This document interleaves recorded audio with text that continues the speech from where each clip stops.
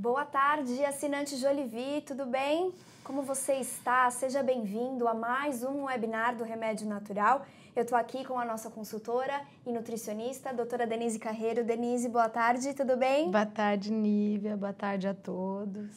Bom, nosso assunto de hoje são os problemas gástricos, desculpa, ia falar o próximo. Bom. Né? Já estava me confundindo toda, mas o nosso tema hoje são os problemas gástricos.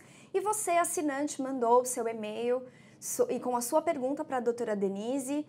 Eu espero que a sua pergunta seja respondida. Presta atenção também para ver se a dúvida que a gente vai tirar aqui já não é a sua também.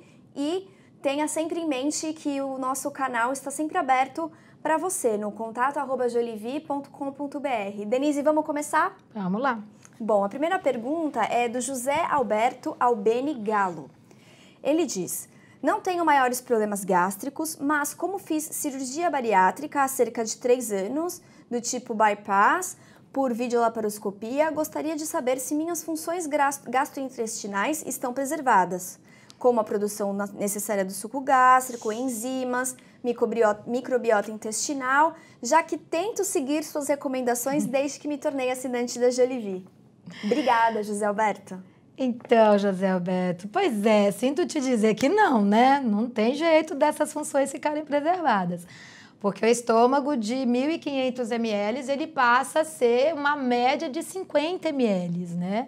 Então, efetivamente, não tem mais essa produção do ácido clorídrico, por isso que essa cirurgia, por exemplo, não se absorve mais vitamina B12, a importância dela ser injetável, porque os fatores que envolvem a absorção da B12, eles são dependentes de substâncias produzidas pelo estômago. Só que essa porção do estômago é retirada. Sim. Então, não tem mais como absorver B12 via oral, por isso a importância dela injetável. E não tem mais essa produção do ácido clorídrico, onde o alimento vai parar 1 hora no estômago para sofrer ação do ácido clorídrico e tudo aquilo que a gente já comentou. Então, não tem mais esse processo. E, em geral, da primeira porção que é ligada ao estômago até mais ou menos 2,5 metros depois disso, lembrando que o intestino pode ter, no total, de 8 até 11 metros, né? Então, esses mais ou menos, porque cada cirurgia tem um detalhe, mas é mais ou menos 2,5 metros dessa primeira porção do intestino, ela é isolada, não passa mais o alimento por ela. Então, na verdade, essa primeira porção é onde tem as maiores absorção de minerais, né, de várias vitaminas, e de uma maneira geral se perde em torno de 2,5 metros do processo de digestão, fora que não existe mais a digestão no estômago. Então, sem dúvida nenhuma, vai sim ter problemas de digestão e principalmente de absorção de minerais, de vitaminas, etc, né? Então, sem dúvida nenhuma, é por isso que é muito importante um acompanhamento adequado, com suplementação de minerais sempre quelados, ligado a aminoácidos, senão não absorve nada, de vitaminas em geral em doses maiores para ser absorvida paracelular. Então, tem que ter todo um cuidado. E a gente otimiza isso com a alimentação o melhor possível. Então, quanto mais você tem um consumo de alimentos que são comidas de verdade, que são alimentos naturais, que tem proteínas que não são de difícil digestão, como é o caso dos laticínios, do glúten, da soja, do amendoim, enfim, né? O menor consumo possível de açúcar, porque a gente perde todo aquele ácido clorídrico que ajuda a controlar o crescimento de fungos e más bactérias, né? E também a primeira e maior digestão da proteína é no estômago e se perde isso, então vai direto para o intestino, então favorece o crescimento de fungos e más bactérias. Então, se além de tudo entra com açúcar frequente, piora tudo. Então, sem dúvida nenhuma, é João Alberto, não é? José Alberto. José Alberto. Então, José Alberto, quando você fala que você começou a seguir a orientação, ou seja, comer comida de verdade, evitar ultraprocessado, Então, pensa nisso. Cabe menos comida do que cabia. E absorve muito menos do que já absorvia. Então, o que você come tem que ser com a melhor qualidade possível, porque efetivamente você vai ter que driblar os problemas que a cirurgia provoca. Só que, se você tem os cuidados adequados com a alimentação e tem uma suplementação adequada, com probiótico, com ômega 3, com vitaminas e minerais. Daí a importância de procurar um profissional especializado nisso, porque no seu caso isto é determinante, tá? E eu acredito que com esses fatores e esses cuidados, você dribla os problemas que a cirurgia pode te provocar e consegue ter os benefícios dela sem que ela cause problema para você, tá bom? Olha aí, certinho. Próxima pergunta, Dulce Corsetti. Ela conta pra gente, Denise, que tem hérnia de hiato e essa foi uma ponderação de muitos e-mails que a gente recebeu sobre hérnia de hiato. Então, se você tem esse problema ou conhece alguém, atenção aqui agora na resposta da Denise. E ela diz que usa o Pantoprazol 40 por muito tempo. Ela pergunta, o uso do Pantoprazol 40 por muito tempo pode provocar algum problema? Tenho o problema há muitos anos, ela colocou bastante U aí no e-mail, e sempre está tomando ou o pantoprazol ou o esomeprazol. Este problema deve ser endêmico, já que tanta gente tem? Até você já falou isso, né? Que teve muitas perguntas sobre isso também. Muitas perguntas de hérnia de hiato e uso contínuo desses remédios para digestão, né? A gente vê que isso está sendo um problema recorrente, principalmente na atualidade, assim, de um tempo para cá. E isso, não por acaso, ele vem sendo aumentado em função de todo esse hábito alimentar que também vem extremamente mudado, né? Com alto consumo de ultraprocessados, líquidos com refeição, não tem tempo para comer, come correndo, come apressado, dá 2 mastigadinhas, engole, empurra com líquido. Quando come, tá muitas vezes nervoso, não é? Verdade? Sim. Muitas vezes come em pé, correndo, não dá tempo de comer, vai só um lanchinho e vai dentro desse processo. Então, o que acontece? Esses fatores todos, eles colaboram para o desencadeamento de doenças gastroesofágicas, incluindo aí a hérnia de hiato. Porque é aquilo que a gente falou, o alimento para 1 hora no estômago para sofrer ação do ácido clorídrico, e esse ácido clorídrico vai ter que ionizar a vitamina e mineral para ser absorvida, vai ter que matar fungos e mais bactérias para não alterar a microbiota, e vai ter que digerir proteína por vários fatores. Primeiro, porque a proteína bem digerida no estômago continua sendo bem digerida no intestino, libera aminoácido para a gente absorver, formar célula e funcionar. Depois, porque proteína mal digerida pode ser uma causa de obstipação intestinal, e proteína mal digerida é alimento para bactérias gram-negativas, que são prejudiciais ao organismo. E proteínas mal digeridas ainda podem ser absorvidas e desencadear processos inflamatórios em todos os tecidos e órgãos. Então, sem dúvida nenhuma, esse processo da produção adequada de ácido clorídrico no estômago e de digestão adequada vai ser base para que todo o resto do organismo tenha a chance de funcionar melhor. Só que o que acontece é que alguns processos do hábito alimentar, como comer depressa, tudo isso que a gente já falou, entupir de líquido com refeição, diluir todo o ácido clorídrico. Às vezes até para pessoas que naturalmente têm dificuldade de produzir um ácido clorídrico, como a gente falou, tipo sanguíneo A, é comum, não é regra, mas é comum. Porém, por que lá no tempo da vovó ninguém nem sabia disso e isso de uma maneira geral não tinha muito problema? Primeiro porque as pessoas tinham tempo para comer, elas comiam comida. Era assim, na época da vovó era assim, hora da alimentação é sagrada.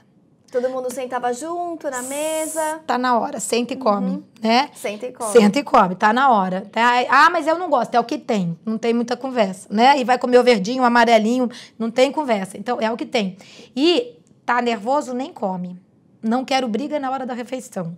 Então, é aquele processo, né? Que a gente já sabe que tem uma interferência danada. O estresse tem uma interferência danada. Ele breca a produção de suco digestivo. Então, sem dúvida nenhuma, todos esses fatores que hoje são comuns, naquela época eram muito menos comuns. Não existia o líquido com a refeição. Era assim, líquido com a refeição faz mal e dá barriga. Então, o que acontece nesse processo todo? Mesmo a pessoa não produzindo tão eficientemente assim o ácido clorídrico, o hábito alimentar ajudava a promover o processo de digestão e absorção e tudo se resolvia.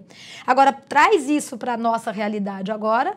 Uma pessoa que ou não produz naturalmente, ou está com deficiência de zinco, de complexo B, não consegue produzir um suco digestivo adequado, ou ela está muito estressada e ela perde a proteção da mucosa e aquele Pouco ácido clorídrico que ela produz vai lá e ataca a mucosa. E aí pode dar dor, dar azia. Então, todos esses fatores hoje, eles estão se juntando para desencadear esses sintomas. Então, imagina nesse processo já de erros de comportamento alimentar, quando a pessoa já não produz direito um ácido clorídrico. O ácido clorídrico, quando a comida chega e tem ácido, ela quebra e vai embora. Se não, ela para e fermenta. Quando para e fermenta, ela pode cutucar a carne e voltar para o esôfago. Imagina isso aí, Nívia, né? E os nossos ouvintes também, sendo frequente. Frequente. O que ele vai começando a fazer? Ele vai fazendo uma hérnia. Ou seja, ele vai fazendo com que esse tecido, ele vai entrando no esôfago. Isso é a hérnia, tá? É a hérnia de hiato. Então, na maior parte das vezes, a própria formação dessa hérnia, quando ela já não é um processo, né, que já veio aí de uma formação ou qualquer coisa assim, quando é um processo funcional, essa hérnia, ela é consequência desse processo. Dessa comida que, em vez de chegar no estômago, quebrar e ir embora, ela para e fermenta. Ou porque não produz ácido clorídrico, ou porque enche de coisa que é alcalinizante, tipo leite, queijos, etc., que alcaliniza tudo, ou porque se entope de líquido com a refeição. Então, vários fatores que né, como a gente já viu, podem fazer com que isso comece a ser o quê? Frequente. E nisso, pode dar azia, pode dar queimação, as pessoas falam refluxo. O que normalmente elas sentem? A comida volta. E muitas vezes, quando ela volta, como o esôfago não é preparado para ter ácido clorídrico, para algumas dá azia queimação. Para aquelas que não sentem azia queimação, elas podem ter pigarro, porque pode começar a formar muco e pode dar pigarro, tossezinha, gosto amargo, incômodo. Muitas vezes a pessoa sente que está o tempo todo inflamado aqui, né? O arroto frequente, né? Come, não para de arrotar, né? Erutação frequente. Então, tudo isso vem da mesma causa, tá? E se a gente não vai atrás... mas aí opera a hérnia e você não mudou nada da causa. Então, todos os processos que envolviam a causa dessa hérnia, eles continuam e continuam dando inúmeros sintomas no organismo. Só que aí, o que acontece? Então, vamos lá, toma um inibidor de bomba de prótons, que é qualquer um desses que você já falou remédios, o nome, né? E aí, omeprazol e etc. Beleza? Inibe totalmente a produção do ácido clorídrico. Menino, machou, alcaliniza até a alma. E o que acontece? Aí, o sintoma melhora, ou o sintoma desaparece. Mas e a causa? A causa não mudou. Que continua ali. E os problemas continuam. E aí, dentro desses problemas que continuam, eu começo a não absorver adequadamente vitamina e mineral, eu não controlo a microbiota intestinal, e isso, com o tempo, pode me dar transtornos intestinais por causa do que acontece no estômago. Isso também pode levar a processos de inflamatórios por proteína mal digerida e formação de dar alimento para bactérias gram-negativas, que produzem toxinas no organismo. Enfim, e aí eu começo a gerar uma série de processos e, na verdade, muitas vezes sem sentir o sintoma.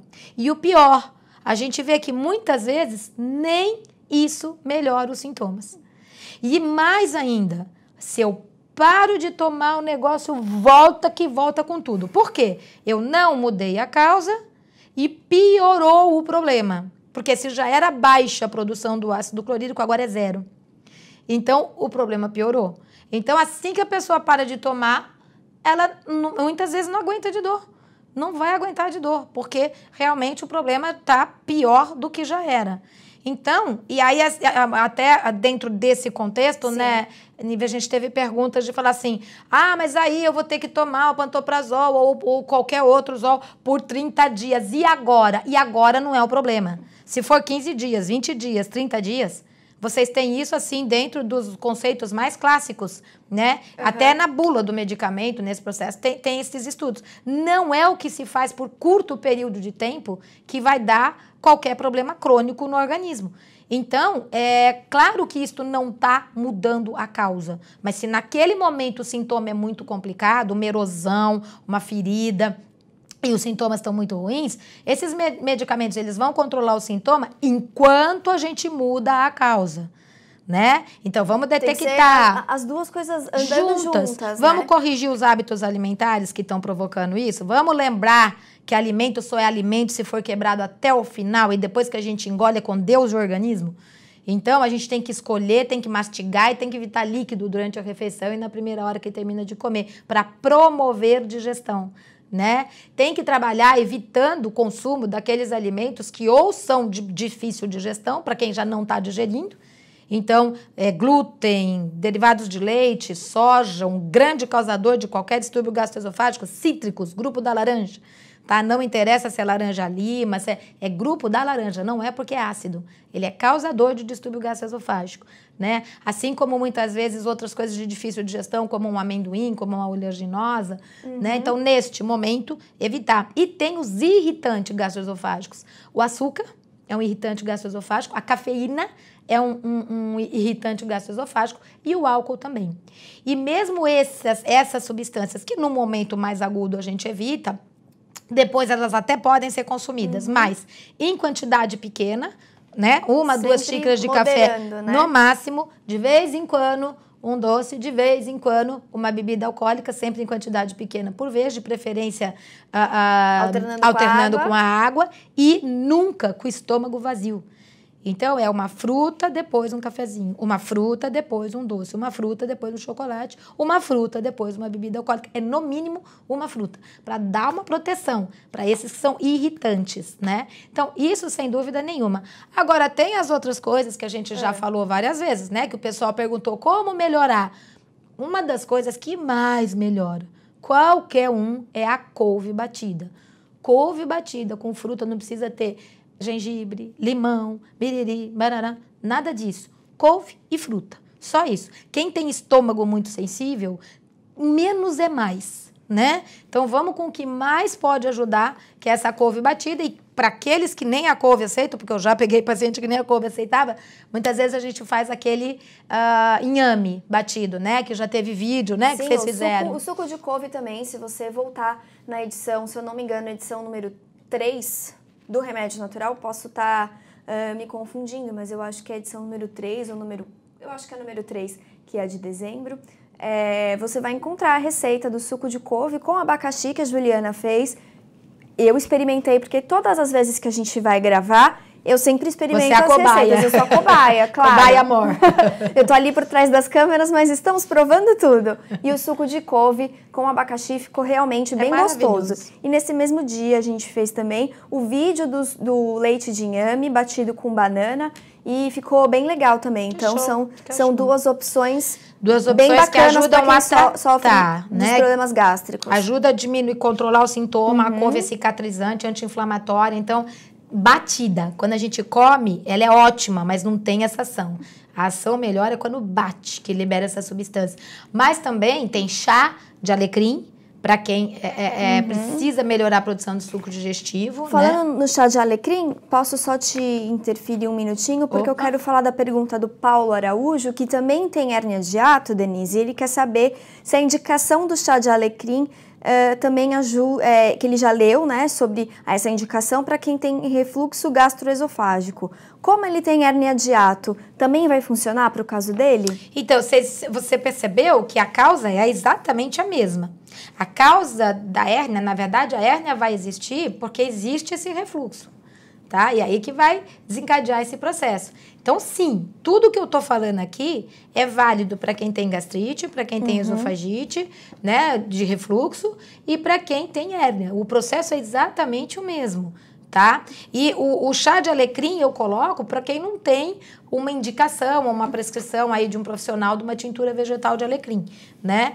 Mas a tintura vegetal de alecrim, ela normalmente, porque a gente tem 2 tipos de tintura. Tem a tintura mãe de alecrim, que tem inclusive pronta no mercado.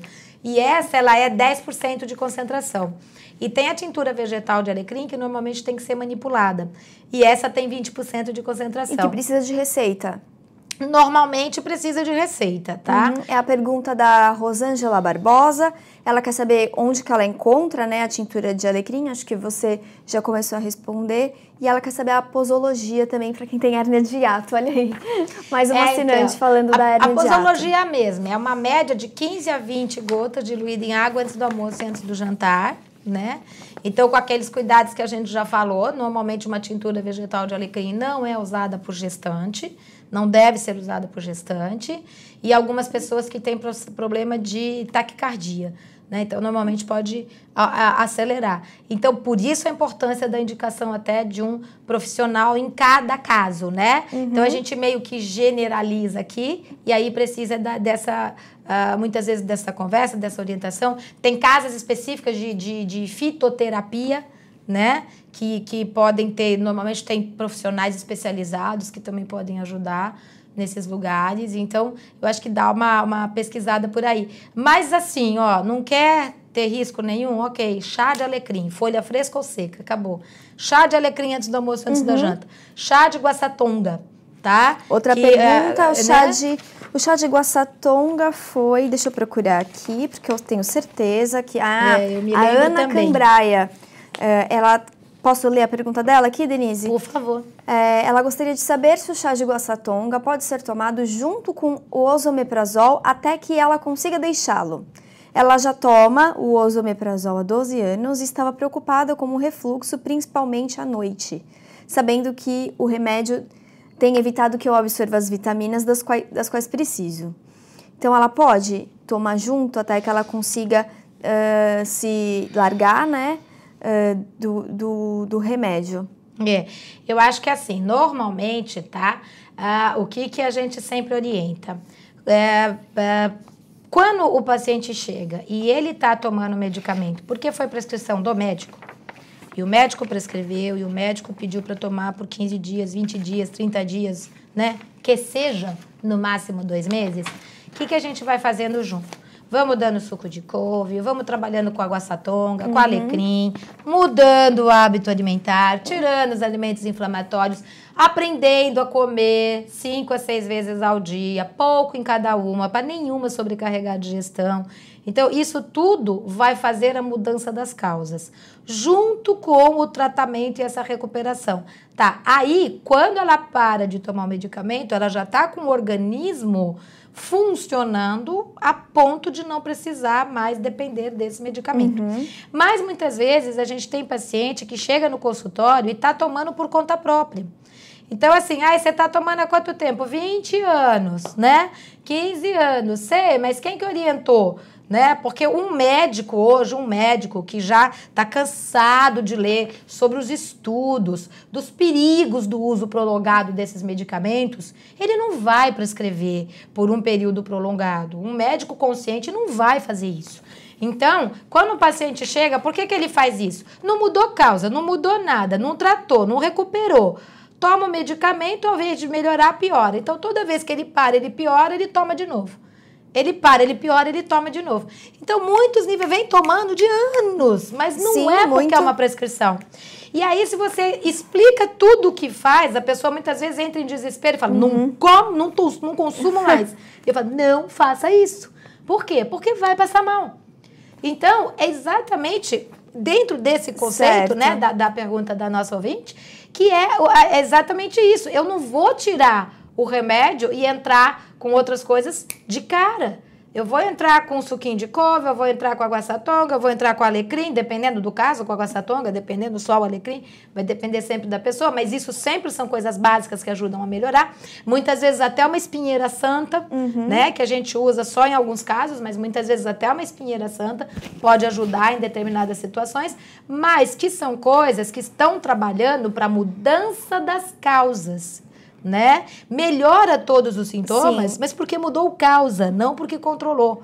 Né? Não, então, porque calou o sintoma, né? Exatamente. E aí, dentro deste processo e de recuperação e de adequação da alimentação, quando a pessoa começa a se sentir melhor, Porque quem toma há muitos anos sabe que nem assim a pessoa se sente bem. E faz sentido, né? Como é que vai se sentir bem mudando todo o processo de digestão e de absorção? Então, quando ela começa a se sentir bem, começa a se sentir melhor, agora começa a testar, a tirar. E vai devagar. Eu tenho paciente que levou 1 ano e meio para conseguir tirar, mas tomava há mais de 50 anos. Só que aí não eram os inibidores de bomba de prótons, eram outros, né? Eram antiácidos e tal. E conforme foi evoluindo, né? Se a gente pode chamar de evolução, vai evoluindo as drogas, foi entrando. Ela chegou no consultório, ela tomava o que eles chamam de última geração, que era o Nexium, né? Então, e nada funcionava. Mas nem isso fazia melhorar. Não conseguia comer, ela comia 4 alimentos, né? Então, hoje, depois né, com quase 80 anos, come de tudo. Está conseguindo comer de tudo, não toma mais medicamento, mas nós levamos quase 1 ano e meio para tirar. Então, é claro, você imagina o que é, você breca uma função do organismo, breca essa função por anos, e depois você pega e fala assim, agora eu tiro o medicamento. Vai não passar vai mal. dar. O mais provável é que vai passar mal. Então, a gente tem que ir devagarinho mudando, mas é uma das coisas, teoricamente, vamos falar assim, né? Claro que tem a individualidade, mas é uma das mais fáceis da gente melhorar rápido. Certo, olha aí. Quanta esperança agora a Denise te deu para você se livrar desse desconforto pós-refeição. Vamos para a próxima pergunta do Terlânio Fernandes de Almeida. Quero aqui pessoalmente agradecer pelo seu e-mail, Terlânio. Muito fofo, muito obrigada. Ele contou, Denise, que ele descobriu recentemente que tem refluxo. Ele quer saber se ele pode substituir o café puro pelo descafeinado ou não. E se para quem tem refluxo, café puro ou descafeinado dá no mesmo? E se não der, pelo que ele pode substituir o café, então? Tá. Olha, realmente assim, a cafeína é um irritante gastroesofágico mesmo, mas não necessariamente só a cafeína. Outras substâncias presentes do café também podem contribuir, dependendo sempre da individualidade, tá? Bioquímica. Agora, descafeinado, você sempre tem que tomar cuidado. Existem descafeinados que são descafeinados com água. Então, esses normalmente não dão muito problema. Mas existem descafeinados que são descafeinados com substâncias como diclorometano, que são substâncias que eu costumo brincar com o paciente, eu falo assim, você começa a tomar um café descafeinado, só que daqui a um tempo você não vai lembrar por que você está tomando o café descafeinado, porque o diclorometano acaba com a memória, né? Então, o custo-benefício não compensa, tá? E aí tem que estar indicado na embalagem, né? Ou não, infelizmente não. Alguns Olha que a gente aí, né? sabe que pelo menos assim, Como saber, então, que é descafeinado com água? Uma das últimas avaliações que um amigo fez, inclusive, né, que foi o Gabriel de Carvalho, ele tinha falado que, se não me engano, os da Nestlé era descafeinado com água, tá? Ou a maior parte dos outros não, mas eu não tenho essa certeza, tem que pesquisar, tem que perguntar. Para mim, de uma maneira geral, é o seguinte, você vai tomar o café? Tome o café, só que, cuidado, primeiro, para qualquer pessoa, máximo de 1 a 2 xícaras ao dia, para qualquer pessoa que quer ter saúde, tá? De vez em quando 3, tá? De vez em quando não é o problema, mas no dia a dia, tenta manter de 1 a 2 xícaras ao dia, vamos falar, né? xícara de café. De café. E nunca... Não caneca, né? ó quem tá falando aqui. E nunca de estômago vazio. Tem aquele processo, uma fruta, depois um café. Almoçou, comeu uma frutinha, depois um cafezinho. Então, assim, procura ver os momentos que ele faria mais falta para você e toma. É claro que existe individualidade de pessoas que não suportam, mas essas não são as que vão sofrer. Porque a hora que consome e passa mal, meu amor, ela não quer nem olhar para a cara do café. Nunca mais. Nem pro cheiro, não adianta. Então, sofre aquelas que gostam, né? E que normalmente não é aquele negócio que você tomou o café e começa a passar mal. Então, essas são as que vão ter vontade de continuar tomando café. E nesse caso, de 1 a 2 xicrinhas ao dia, sem estar com o estômago vazio, não tem muito problema. Agora, uma coisa porque quando você fala assim, substituir o café, muitas pessoas gostam do quentinho, né? Então, o que mais substituiria nesses casos seriam chás, né?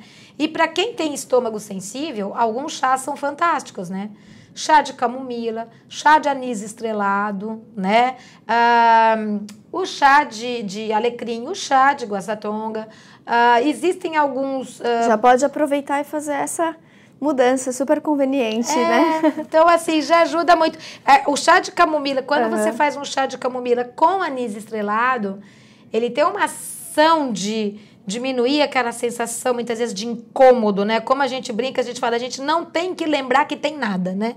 A hora que você lembra que tem cabeça, muito disso que você fala. dedo, estômago... É porque algo tá errado, alguma coisa né? tá errada. Então, aquela sensação de desconforto que fica no estômago, chazinho de camomila com anis estrelado melhora muito. E se por acaso a pessoa tem problema no estômago, começa a sentir o estômago quando tá muito estressada, quando tá muito agitada, algumas coisas ajudam muito, que é o chá de melissa, que ajuda a diminuir uma agitação mental, né? E ajuda a dimensionar problema, né? Então acalma um pouco. Vamos anotar aqui, chá de melissa. E o chá de passiflora também, né? Que é o de maracujá, mas o chá de passiflora também evita ansiedade, acalma um pouco. E muitas vezes é isso, aquela pessoa que fala assim, ai, quando eu tô nervoso me dá uma dor de estômago, né? Quando eu tô nervoso me dá... Então, normalmente, eu tenho gastrite nervosa. Tenho gastrite nervosa. Então, com certeza, esses chazinhos, além de ajudar naquele quentinho e ajudar a substituir um pouquinho aquela sensação do café, eles acabam ajudando também no próprio tratamento. Mas é óbvio que se eu quero um chá que vai ter uma ação terapêutica, é importante que seja folha fresca ou seca, e não os prontos de pacotinho. Né? Muito importante essa informação. Certo. Bom, a gente está realizando o webinar do Remédio Natural com a nossa consultora e nutricionista, a doutora Denise Carreiro. Então, se você está chegando agora, seja bem-vindo, fica ligado aí que, quem sabe, a sua pergunta vai ser respondida pela nossa consultora, mas também não se preocupe se você perdeu o começo ou se vai ter que sair e não poder assistir a nossa continuidade aqui, porque ainda hoje a gente manda para você o link com o webinar completo aqui com a doutora Denise. Agora eu vou ler o e-mail aqui da Caroline Osório. O e-mail dela é um pouquinho extenso, porque ela conta um pouco da história dela, mas eu achei uma pergunta bastante interessante. Vamos lá, Caroline. Ela diz que este assunto de problemas gástricos foi um dos principais motivos para que ela assinasse a Jolivie, então ela quer ajuda. Ela disse que tem gastrite desde os 13 anos, que hoje ela tem 30, e sempre foi acompanhada por médicos especialistas. Ela toma omeprazol 20 miligramas todos os dias pela manhã, já tem mais ou menos 10 anos. Quando ela leu que o omeprazol atrapalha na observação de nutrientes, aumentando as chances de osteoporose e demência, ela resolveu tentar parar. Já é um começo, né? Ela tentou largar umas 10 vezes, mas ela nunca consegue ficar sem. Um dia sem ele já tá dor de cabeça, queimação, refluxo, fraqueza. Em 2 dias já me dá dor de garganta. Acredito que seja por causa do refluxo. Ela fez uma endoscopia há 2 meses e o médico falou que a gastrite dela é leve e que ela não tem refluxo nem hérnia de hiato. Então ele não entende por que ela reclama destes sintomas quando fica sem o omeprazol. A vitamina B12 e o cálcio estão normais. Ela quer saber o que ela tem que fazer então para largar o remédio e que ela tem candidíase por repetição. Na verdade, já está crônica porque não para. O uso do omeprazol por tanto tempo pode ser uma das causas? Como a gente pode ajudar a nossa assinante Caroline Osório? Então, Caroline, eu acho que assim, as mesmas causas que levam aos problemas, né, aos sintomas que você tem, são causas que vão contribuir para o desequilíbrio da microbiota intestinal e é aí que os fungos podem se desenvolver. Quando você perde as bactérias saudáveis, não tem ninguém que domina esses fungos. E aí, a hora que eles proliferam no intestino, eles translocam para a parte urogenital e vão dar a candidíase. Então, o tratamento da candidíase, na verdade, tem que ser o tratamento do intestino. Claro que o tratamento local para amenizar sintomas é importante e tal, mas, de novo, é um controle de sintoma. A mudança da causa é intestino. E aí a gente pode ir um pouco mais além, né? Então, a mudança da causa é o intestino e o estômago.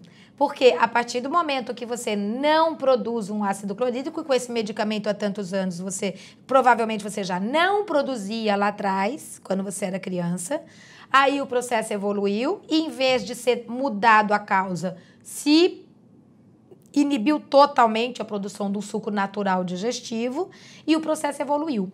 E quando a gente não produz o pH adequado, né, no estômago, quando esse alimento passa para o intestino, e já vai demorar muito mais tempo para passar, porque ele vai ficar parando, fermentando, voltando, né? Então, quando ele passa para o intestino, o que acontece? Ele vai estimular, quer dizer, desculpa, ele não vai estimular o que ele deveria estimular, que é um hormônio chamado secretina. E quando estimula esse hormônio, ele produz enzimas que quebram proteína, que digerem proteína. Se isso não existir e não conseguir digerir proteína, quem vai fermentar essas proteínas são bactérias gram-negativas e fungos. Então, isso gera um ambiente aonde as bactérias saudáveis não conseguem se proliferar.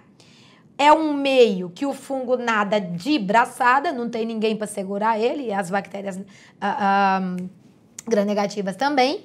Então, além de produzir uma série de toxinas que pode contribuir, inclusive, com o seu problema no estômago, porque as bactérias saudáveis produzem enzimas digestivas, produzem substâncias anti-inflamatórias, inibem substâncias pró-inflamatórias. Então, elas têm várias ações que acabam interferindo, inclusive, na função gástrica. Tanto é que nós temos bactérias saudáveis no intestino, principalmente os lactobacilos. Então, sem dúvida nenhuma, uma coisa leva a outra. E está dentro de tudo que nós já conversamos até agora, né? Rever todo o hábito alimentar, rever esses alimentos que podem estar causando esses problemas, se o consumo é regular, é diário. Rever se você está consumindo coisa para aumentar a produção, porque a guaçatonga, ela não aumenta a produção do suco digestivo. Ela protege a mucosa, ela protege a parede do estômago. Então, não é ela que vai ajudar a aumentar a produção do suco digestivo. Vai ser o alecrim. E muitas vezes a gente, né, o profissional, pode associar um cloridrato de betaína, que é um precursor imediato do ácido clorídrico, né? Por prescrição, obviamente, dependendo da pessoa. Mas a gente tem que estimular coisas que aumentam a produção desse ácido clorídrico. E, inclusive, como você vem há muitos anos tomando, você deve estar com muita deficiência de zinco e complexo B.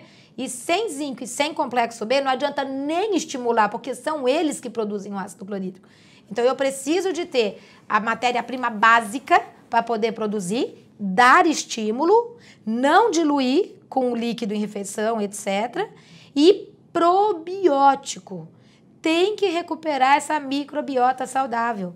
Aí você vai melhorar tanto a função do estômago, como você vai melhorar e combater o fungo que está translocando e causando essa candidíase.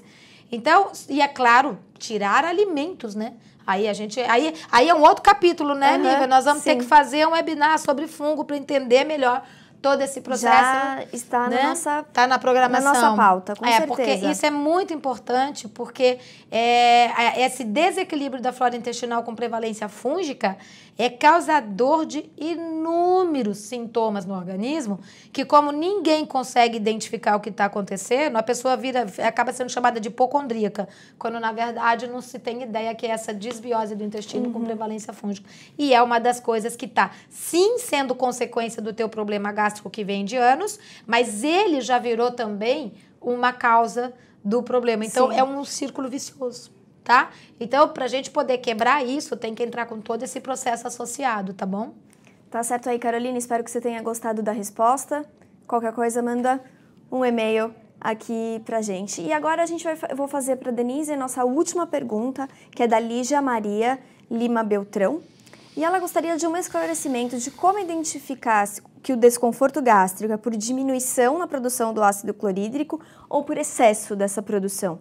Como que a gente pode saber disso, Olha, Denise? o estômago, ele é naturalmente preparado para ter ácido clorídrico. Então, o fato de você ter um pouquinho mais de ácido clorídrico não muda o pH a ponto de ser uma causa de gastrite, de erosão, de esofagite, de coisa assim.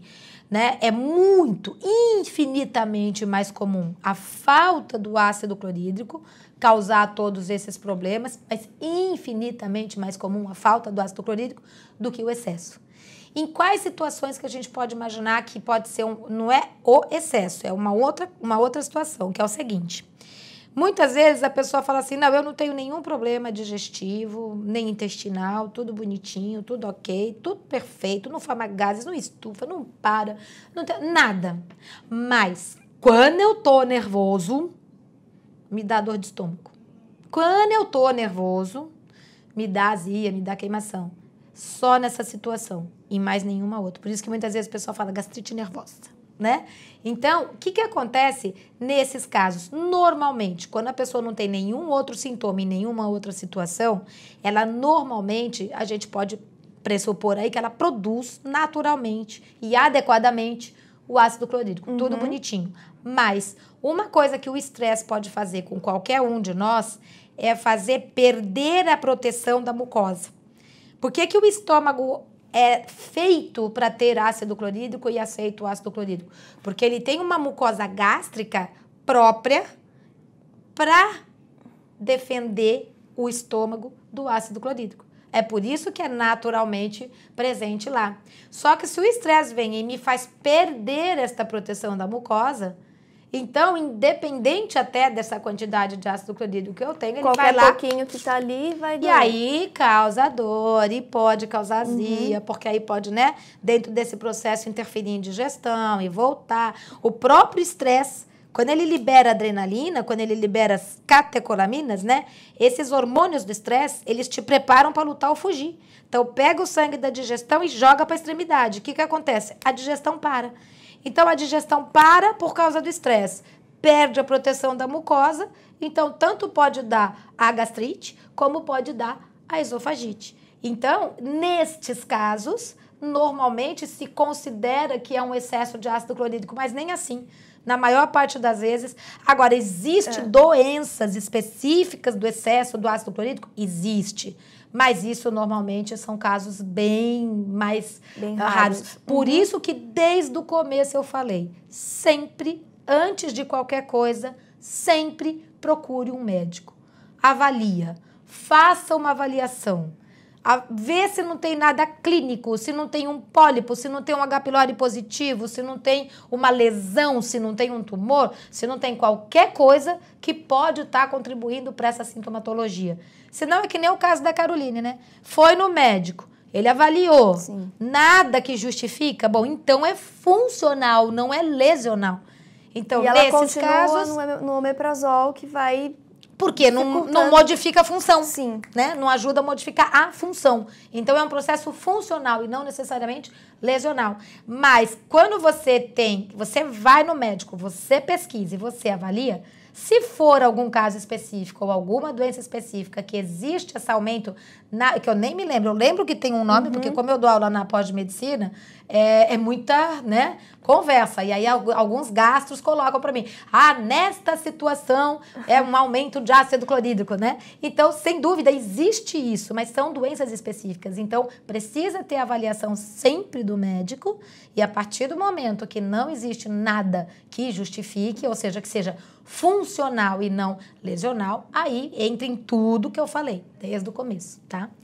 Tá certo, então, Denise. Muito obrigada pela sua presença aqui nesse webinar, nesse começo de junho. E eu quero agradecer a sua presença aí do outro lado da telinha. Muito obrigada pela sua participação. Infelizmente, a gente não consegue responder a todas as perguntas, mas a gente faz o possível para responder aquelas que são mais parecidas com o que a gente vai recebendo aí no nosso e-mail, tá certo?